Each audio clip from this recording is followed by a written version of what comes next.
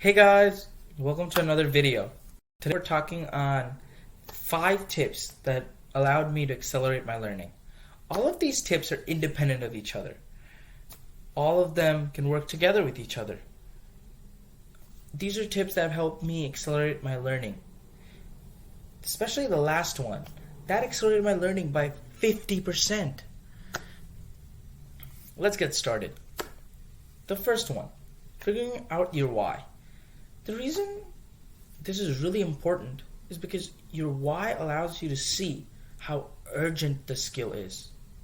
For example, if you're trying to get into good shape by summer, and it's December right now, you have 6 months. In 6 months, you need to achieve your goal. One, you need to change the goal, or you need to increase how much you do the goal. This is what's important, the urgency. Second is figuring out if this is the right task to reach the goal. Another example, if your goal is to make friends, going to the gym is not the best activity to make friends. You could make friends there, don't get me wrong. There are a lot of amazing people at the gym. You're not going to make the most friends there.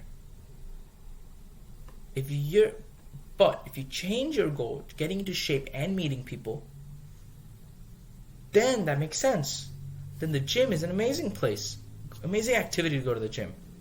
You need to optimize either the goal or optimize the task. Most times optimizing the task because the reason you want the goal is already fixed.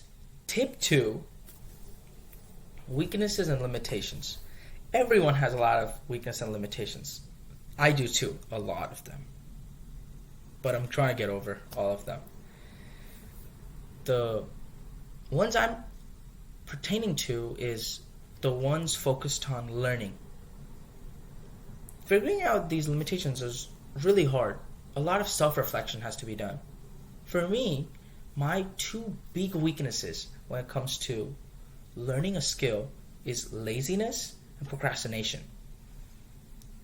The way I was able to limit them were, one, I started with small increments of resistance. Instead of going, I'm not going to do it at all, try to find out ways to limit it. Small increments, increase. You're not going to be able to just go from 0 to 100, not doing the thing at all. But you're able to increase productivity, increase learning the new skill by reducing the amount of time. For me, it's procrastination, laziness.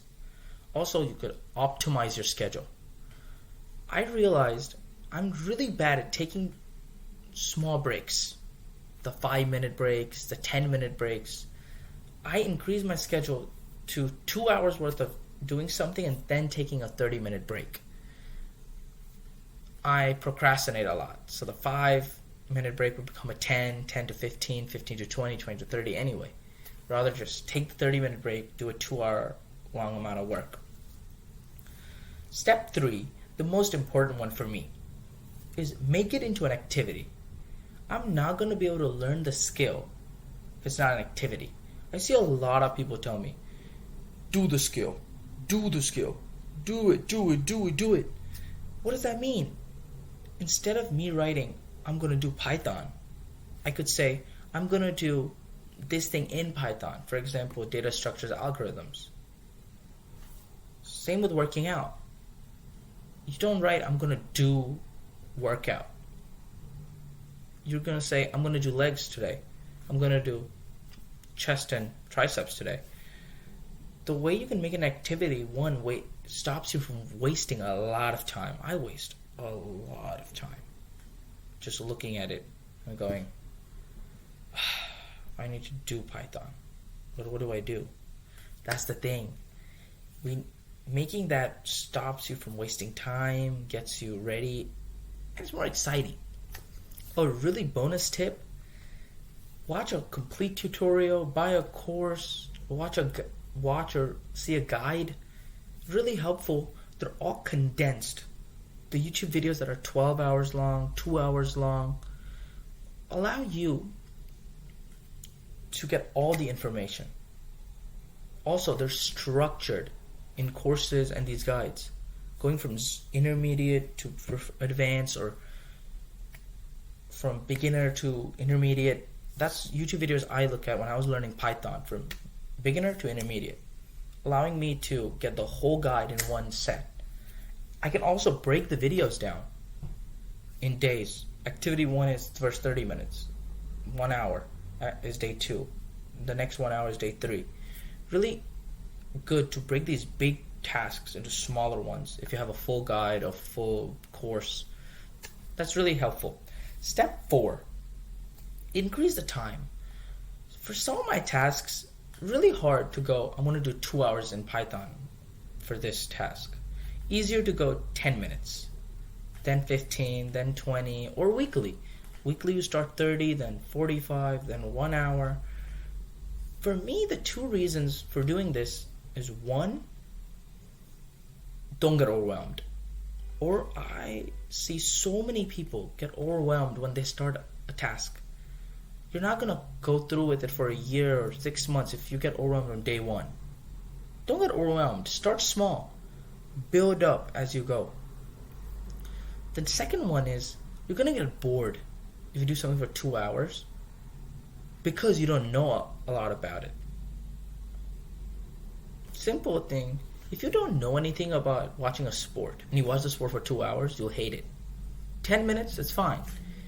Now if you learn the way, what for football, if you say, you learn what a quarterback is, what they do, how football operates, what's a touchdown.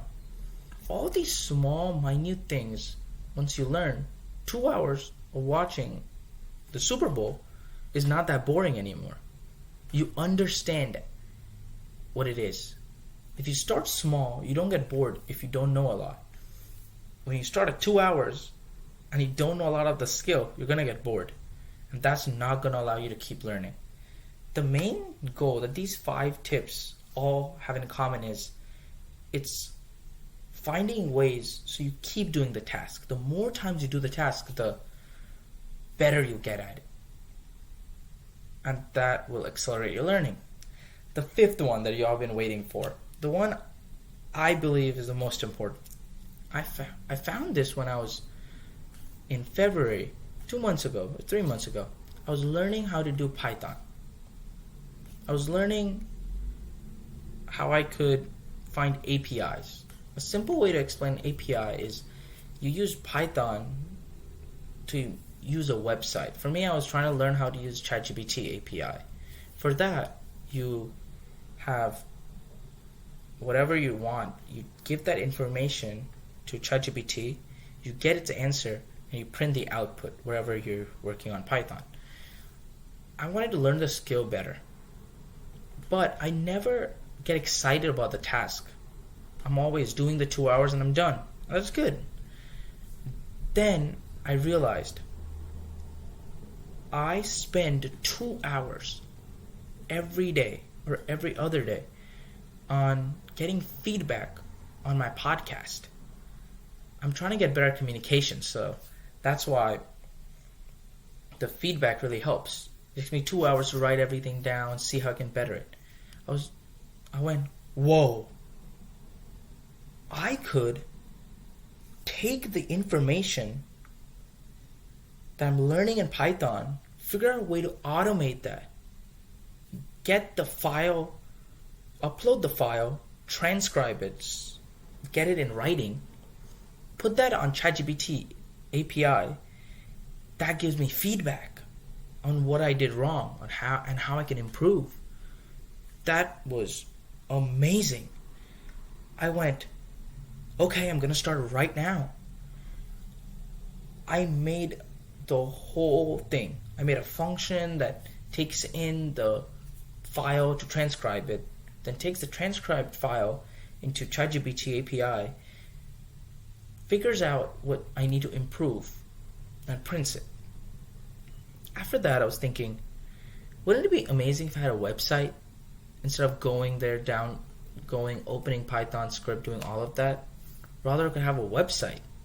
I created a front-end website that you can upload the file in, you click submit, it runs it on the back end and gives you the output of what you need to improve. Okay, that took me 5 hours to do, from zero to everything. I was not bored a single second. I just kept doing it. I was like, this is amazing. So exciting, so much fun building it. After I finished it, I wanted to show people what I did. It was amazing. That was a win-win situation. I learned the skill, I automated something, I saved time. Win-win-win. I know you're thinking, you go, I'm not learning Python, I don't need to automate anything. I'll give you another example, one of the easiest examples. One of the necessities everyone has is going to work, right? And if your activity is to lose weight, you could walk to work. That could be a 45-minute walk, maybe a 30-minute walk. But walking to work will allow you to link the activity to the necessity.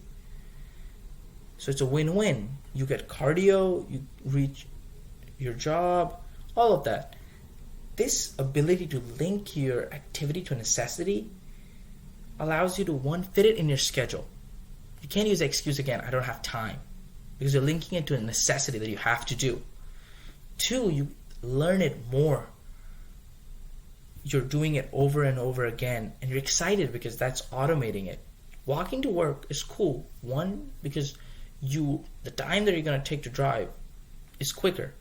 But walking, it takes a little longer, but you're done with the amount of steps you need for the day. That time that you're going to spend walking, you can do something else with it. That's the beauty of the linking ability.